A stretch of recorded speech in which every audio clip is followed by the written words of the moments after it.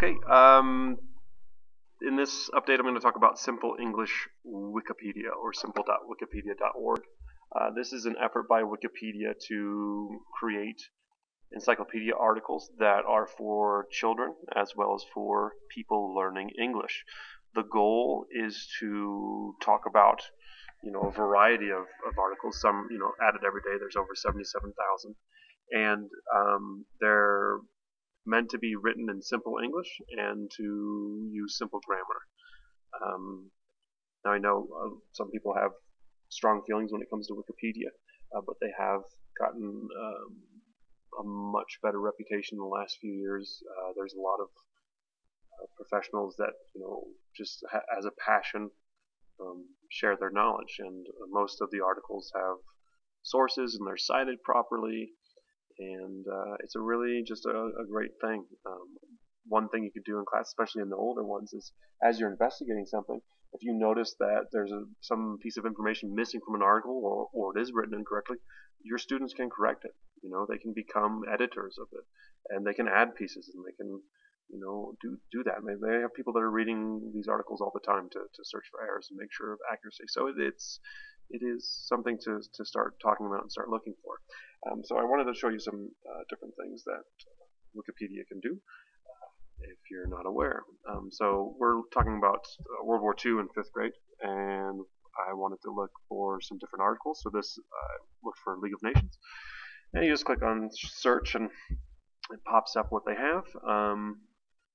It's anything that they use that they do have a site for. They do try to cite for it, and all of that. If you like the article after reading it and you want to share it with your class, you can obviously have them view the web page, or if you'd like to download it as a PDF, they do have that option over here. So if you click on download as a PDF, it renders it for you, and then you can download it to your computer. And after you download it to your computer, it looks kind of like this. So it's kind of a nice looking document. It is in color, so if you do have a color printer, it is nice to have. If you do have the new Adobe, sorry, you can't really see it on the screen. You do have different tools you can use now. You can highlight the text. See, this didn't work last time. Well, you can, trust me, there's just something going on with my screencast. Or you can leave comments. And then if you send that to someone else, they can see the comments you used, and you can use that for studying. But when the screencast is not running, I do promise you can highlight if you have the new form. One other option that is pretty cool when it comes to the Wikipedia is you are able to create books. So if you look over here, it says make a book. So if you click on make a book, so this is just kind of the overall page for World War II, pretty lengthy, a lot of information. Sometimes as you're reading, you might notice some grammar mistakes or some sentence structure, and again, if you become a member, you do have the ability to change. But you can see all the citing information, all the sources that they use. This is great for, I know a lot of the Common Core standards for some of the kids have citing examples, so this is a great tool to use there.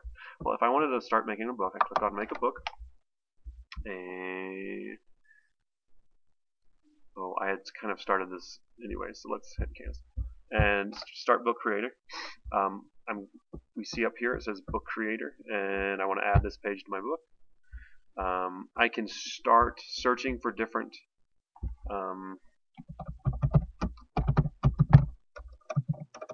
categories that I think my kids or whomever would want to read. So I see something about Adolf Hitler, I can read the information and decide if I want to add that to my book as well.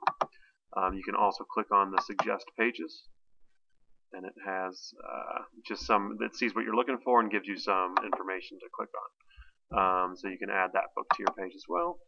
And then you're going to click on show book, and at this time you can give it a title, and you can start creating chapters and summaries, and then you can download it as a PDF.